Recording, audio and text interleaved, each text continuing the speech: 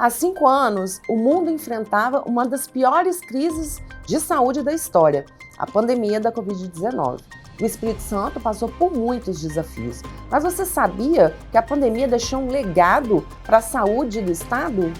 Para falar sobre essa experiência, vamos conversar com o secretário de Estado de Saúde, Thiago Hoffmann.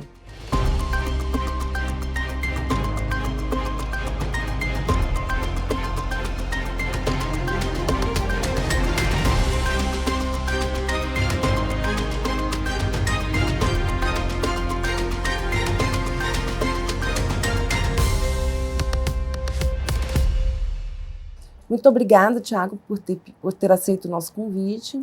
Uma alegria, Amanda, estar aqui com você e com a AES Brasil. Na pandemia, você atuava como secretário de governo, né? Como foi a integração entre as pastas, né? Já que muitos assuntos exigiam uma transversalidade? Na verdade, Amanda, se tem uma característica muito marcante da gestão em todas as vezes que o governador Renato Casagrande foi governador do estado, ele é governador pela 3ª vez, a atenção que o governador dá para as ações acontecerem de maneira planejada. Então, quando nós começamos a perceber a dimensão da pandemia no mundo e que ela começava a chegar no Brasil, nós começamos a desenvolver um conjunto de ações planejadas para combater essa pandemia, para enfrentar essa pandemia. E logo nas primeiras reuniões, a nossa discussão com vários secretários, né, de governo, com o secretário de saúde à época, eu era secretário de governo, como você mesmo disse, era que nós tínhamos uma pandemia que teria reflexos em diversas áreas. Ou seja, a pandemia ela não se refletia apenas nos problemas de saúde. Obviamente, os problemas de saúde eram os principais, porque a gente está tratando da vida das pessoas.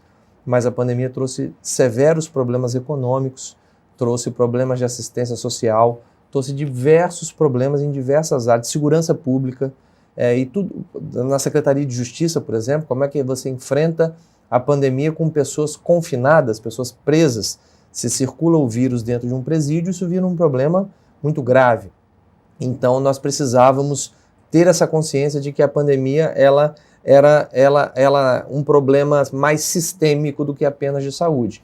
Foi quando o governador lançou o Centro Integrado de Comando e Controle, onde eu, como secretário de governo, era um dos coordenadores, junto com o secretário de Planejamento, junto com o secretário de Saúde, o Corpo de Bombeiros também participava. Enfim, todas as esferas do governo, de alguma maneira, envolvidas, participavam no Centro Integrado de Comando e Controle, que era comandado diretamente pelo governador Renato Casagrande, que conduziu diretamente as ações do Covid. Então, mesmo não sendo secretário de saúde à época, participei ativamente de todas as decisões que foram tomadas naquele momento, tanto as decisões de assistência, né, da saúde, quanto as decisões que se refletiam, por exemplo, em ter que tomar medidas de fechamento de comércio e outras medidas que foram muito difíceis. Uma coisa chamou a atenção, o Espírito Santo decidiu não abrir o hospital de campanha. Como é que foi essa decisão? Essa foi uma decisão planejada e muito importante. Veja você que, passado agora 5 anos, se você olhar todos os estados que decidiram por hospitais de campanha, ou esses hospitais não funcionaram, ou não funcionaram adequadamente, todos esses estados estão passando por denúncias graves de corrupção envolvendo esse tipo de contratação. Nós aqui, como fizemos as ações de maneira muito planejada e organizada, nós trabalhamos com 2 vertentes. A primeira das vertentes foi a ampliação dos leitos próprios e a segunda vertente foi a contratação de leitos privados. Então, nós tínhamos hospitais aqui no estado que já tinham 10 leitos de UTI, por exemplo, prontos, disponíveis, mas que só estavam utilizando 1 ou 2 desses leitos. Então, nós tínhamos lá muitos leitos vagos de UTI. Nós tínhamos hospitais privados com alas inteiras fechadas de enfermaria que nós podíamos reabrir e eram isoladas, porque elas já estavam fechadas, então aquela ala poderia totalmente ser uma ala Covid. Fora isso, a expansão da nossa rede. Nós ampliamos leitos no Jaime, nós ampliamos leito no Dório Silva, no Roberto Silvares, no Silvio Avidos, no Hospital de São José do Calçado, em Jerônimo Monteiro, em toda a nossa rede a gente expandiu o leito. Então, se você pega um hospital de médio porte, como é o Hospital Estadual de São José do Calçado, é um hospital que não contava com leitos de UTI. Hoje ele tem 20 leitos de UTI. Então, no total, nós chegamos a abrir mais de 1.000 leitos de enfermaria e mais de 1.000 leitos de Covid. E, obviamente, com a continuidade da expansão, isso fica um legado, né? Por que desse legado? Esse legado hoje transformou o Espírito Santo no estado com a maior quantidade de leitos per capita geral do Brasil e a maior quantidade de leitos de UTI também per capita do Brasil. E o Jaime foi o segundo maior hospital Covid da América Latina. Então, o Jaime chegou a ter, dos seus 300 e quase 400 leitos, chegou a ter mais de 200 leitos só de UTI. Então, ele se transformou num hospital dedicado à Covid. A questão, foram muitos os desafios, né? Um deles, por exemplo, foi a questão da testagem, né? Como é que o Estado lidou com isso? Testagem e vacinação, além da abertura de leitos, foram dois grandes desafios, né? A testagem, nós primeiro reforçamos muito o nosso laboratório central. O LACEN hoje é completamente diferente em termos de estrutura do que era antes. Então, nós criamos no LACEN uma capacidade tecnológica, uma capacidade instalada de realização de testes. A gente realizava testes no LACEN nessa época 24 horas por dia, em regime de plantão. Então, o LACEN ele se transformou, inclusive o nosso modelo de laboratório central foi seguido por diversos estados do Brasil. Então, nós fazíamos os testes, né, os chamados PCRs, que são os testes padrão ouro, mas a gente também investiu muito em teste rápido, né? O Estado comprou muito, nós recebemos muito do Ministério, mas nós compramos muitos testes para que nós pudéssemos fazer testagem rápida. A estratégia de testagem ela foi fundamental para diagnosticar rápido e tentar tratar esse paciente o mais rápido possível para ele não evoluir para a necessidade de um leito de UTI e, consequentemente, para ser entubado e para um respirador, que era uma dificuldade achar esses equipamentos na época da Covid. Você falou da vacinação. Durante a pandemia, houve muito problema com fake news, né? Desinformação. Quais as estratégias do Estado com relação a orientar a população sobre a necessidade da vacina, né? Primeiro, a comunicação, né? Nós, o tempo inteiro, combatemos essas fake news e falamos da segurança da vacina, né? O Estado sempre se caracterizou por ser o Estado com maior, ou estar entre sempre os 3 estados mais à frente em cobertura vacinal. Não só da Covid, em todas as vacinas que são aplicadas pelo SUS. Em especial na Covid, nós investimos muito na comunicação para que as pessoas não se deixassem levar por essas fake news. Montamos tendas de vacinação em vários municípios, compramos câmaras refrigeradoras para que os municípios pudessem armazenar de maneira adequada. Então, nós reestruturamos o sistema de vacinação por todo o estado, na atenção básica dos municípios, né, com essas câmaras refrigeradas para estocagem de vacina. E nós também fomos, junto com São Paulo, talvez os únicos 2 estados da federação que nós compramos vacina. Além das vacinas que nós recebemos do Ministério da Saúde, o estado também se antecipou e comprou vacinas para que nós pudéssemos acelerar o processo de vacinação. E a vacinação mostrou exatamente o que a gente falava. À medida em que cresceu a vacinação, reduziu significativamente o número de mortes e de internações graves. O Estado do Espírito Santo se apoiou bastante na questão da ciência, né, para a tomada de decisões, né? E aí está relacionada a questão da vacinação, da testagem, a não abertura de hospital de campanha. Eu gostaria que você falasse um pouco mais sobre como foi essa estratégia. Até por orientação também do nosso governador Renato Casagrande, o Centro Integrado de Comando e Controle era um centro de ciências. Então nós tínhamos especialistas que estavam o tempo inteiro discutindo a questão assistencial, né, discutindo a evolução da doença no mundo, os tratamentos que estavam sendo discutidos, os remédios que não davam certo, aquilo que dava certo, tudo era muito novo, né, tudo foi muito politizado, tudo foi muito cercado de desinformação e fake news. Então, mas nós tínhamos um grupo de cientistas da área da saúde trabalhando, infectologistas, gente da área, trabalhando o tempo inteiro para desvendar os tratamentos, né, que eram importantes para a doença. Mas nós também tínhamos cientistas de outras áreas. Por exemplo, nós tínhamos um grupo formado com os nossos técnicos do Instituto Jones e com matemáticos, por exemplo, da Universidade Federal, estatísticos, em que nós acompanhávamos a curva da evolução da doença E a partir do acúmulo de dados, nós criamos um modelo de previsão de leitos. Então nós sabíamos quantos leitos nós precisávamos abrir de enfermaria e de UTI para as próximas 2, 3 semanas, os próximos 30 dias. E isso permitiu que a gente organizasse a construção desses leitos nos nossos hospitais e a contratação desses leitos privados também, e também organizássemos a compra dos equipamentos necessários para fazer parte desses leitos. Foi uma disputa muito grande mundial para comprar respiradores, para comprar bombas de infusão e outros equipamentos. Fora isso, nós também não tínhamos uma equipe, nem no Espírito Santo, nem no Brasil, nem no mundo, de médicos intensivistas para fazerem parte dessa UTI. Então nós também criamos um programa de qualificação dos profissionais médicos para eles aprenderem que um médico não sai necessariamente com a prática diária de entubar pacientes. E era necessário entubar, às vezes, dezenas de pacientes por dia. Numa situação inédita, né? Uma situação completamente inédita. Então nós capacitamos também esses profissionais para que eles pudessem atuar nas UTIs Covid, em especial, tratando desses pacientes. A percepção da população com relação ao serviço de saúde mudou depois da pandemia? Qual a sua opinião? Olha, Amanda, eu não tenho a menor dúvida. As pessoas passaram a entender a importância do SUS, a importância do Sistema Único de Saúde.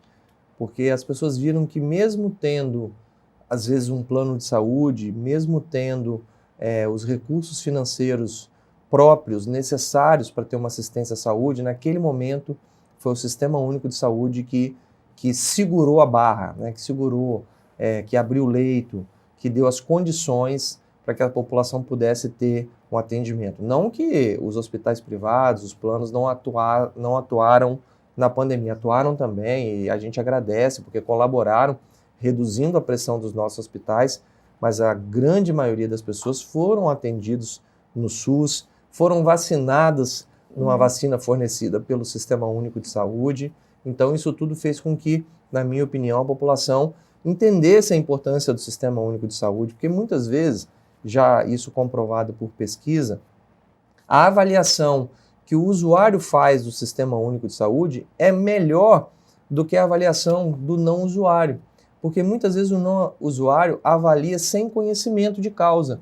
Ele avalia por ouvir falar. Nunca utilizou o serviço? Ele nunca utilizou o serviço. E na pandemia ele pôde perceber que o sistema funciona, que o sistema é organizado e que ele deu conta de cuidar das pessoas aqui no Espírito Santo.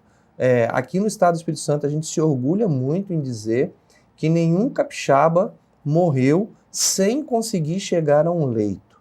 Isso não aconteceu como aconteceu em outros estados e no mundo como um todo, inclusive nos países de primeiro mundo. Itália, Estados Unidos. Itália, Estados Unidos, as pessoas morreram em casa sem que uma ambulância conseguisse resgatar essas pessoas e sem que essas pessoas conseguissem chegar num leito hospitalar.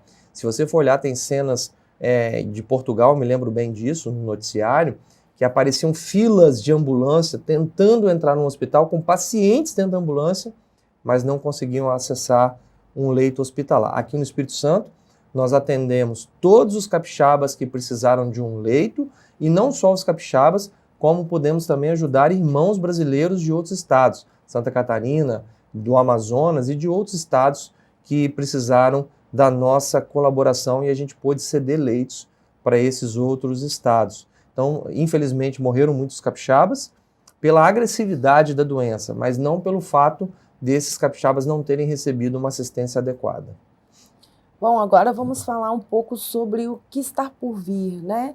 A saúde tem previsão de realizar muitas entregas esse ano, né? Tem o Complexo Norte, o Hospital Geral de Cariacica. Eu gostaria que você falasse um pouco sobre essas iniciativas.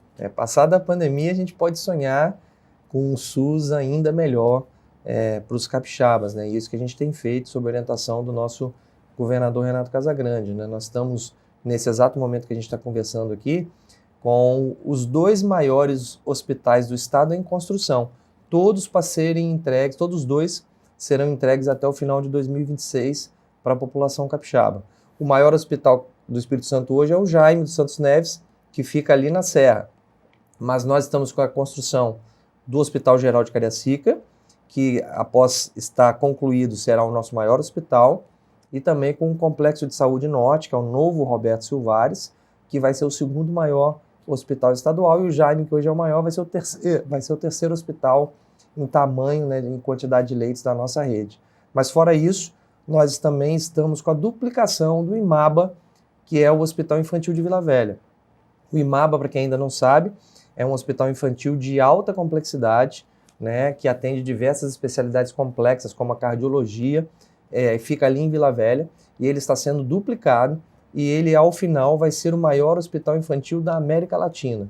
Né? Ele vai atender todas as complexidades que ele atende hoje e outras, e em maior quantidade do que ele atende hoje. Então, nessas duas construções novas e nessa duplicação do IMABA, nós estamos falando que até o final do mandato do governador Casagrande, no fim de 2026, o Estado vai entregar cerca de 1.000 novos leitos para a população capixaba, entre leitos infantis, pediátricos e leitos também gerais, né, leitos adultos. Então isso é uma grande entrega. E também estamos entregando mais de 100 unidades de saúde nos municípios. Então nós estamos fortalecendo a média e alta complexidade nos hospitais e fortalecendo também a atenção básica nos municípios com as entregas das unidades de saúde. Essas obras dos hospitais, né, o Complexo Norte, o Hospital Geral de Cariacica e o IMABA, elas têm uma previsão para a inauguração ou para a entrega da obra? A previsão para o IMABA é entregar toda a duplicação até o fim deste ano ainda, de 2025. E para os outros dois hospitais até o final de 2026. Um outro desafio na área da saúde é a questão das consultas especializadas, né? O governo do estado tem investido nisso, com a Rede Cuidar, teleconsultas. Me fala um pouco dessas ações, Thiago. Nós estamos com uma missão muito forte de levar a saúde de alta complexidade para perto das pessoas. Então, nós estamos investindo muito em levar as especialidades médicas, principalmente para o interior do estado. Só que isso não é simples, porque nós temos uma carência de profissionais médicos especialistas, principalmente em algumas áreas, como neuropediatria, psiquiatria infantil, ortopedia infantil e outras áreas. Para isso, a gente tem levado a tecnologia para nos ajudar. Ou seja, a gente coloca um equipamento, né, um computador, uma tela ligada à internet numa unidade de saúde do município, onde o município disponibiliza um profissional, técnico de enfermagem ou enfermeiro, que acompanha o paciente e o médico está em qualquer parte, pode estar em qualquer parte do Brasil ou do mundo, desde que fale português. Ele pode conversar e orientar e consultar esse paciente. E esse modelo já está hoje em torno de 65 municípios dos 78, e nós queremos até o final de abril chegar a todos os municípios capixabas com a sala de teleconsulta. Isso evita que esse paciente, que antes para acessar essa especialidade, muitas vezes tinha que viajar 2, 3, 4, 5 horas para chegar a uma consulta com um especialista, ele pode ser consultado pertinho da casa dele, numa unidade de saúde. E além da consulta virtual, né, da teleconsulta, nós também estamos investindo em ampliar as especialidades médicas dos consórcios municipais, né? Nos micropolos, nos consórcios, nas redes Cuidar. E aí a gente, por exemplo, agora em Linhares, levamos a oftalmologia para a Rede Cuidar de Linhares. Então a gente tem descentralizado os serviços, permitindo que a saúde chegue mais rapidamente, em maior quantidade e mais perto das pessoas. Em breve haverá nova entrega, né, com relação à consulta com o oftalmologista, né? É isso, nós vamos agora, né, nos próximos dias, junto com o governador Renato Casagrande, levando as consultas oftalmológicas para todos os municípios do sul do estado. Né? Vamos começar por Piúma, depois nós vamos para Rio Novo, Cachoeiro e todos os municípios do Caparaó também, levando a oftalmologia para pertinho das pessoas. Antes das considerações finais, tem algum assunto ou algum tema que o senhor gostaria de tratar? Eu acho que a gente tem uma evolução muito grande também, que eu acho que é importante a gente destacar, nas cirurgias eletivas. Né? Nós falamos das consultas e exames, mas nós também temos uma evolução nas cirurgias eletivas. No ano passado, nós tínhamos a meta de fazer 125 mil cirurgias e nós ultrapassamos 153 mil cirurgias, 153.400 cirurgias. Então, nós fizemos um volume muito grande Nossa meta para esse ano são 135 mil, mas nós queremos fazer a mesma quantidade ou mais da que nós fizemos no ano passado, ou seja, ultrapassar 153 mil cirurgias do ano passado. Para isso, nós estamos trabalhando com os mutirões de cirurgias aos sábados, estamos trabalhando com o horário estendido do centro cirúrgico. Então, as cirurgias, elas normalmente acontecem na parte da manhã, então nós estamos trabalhando com a ideia de que os centros cirúrgicos funcionem para cirurgias eletivas na parte da tarde.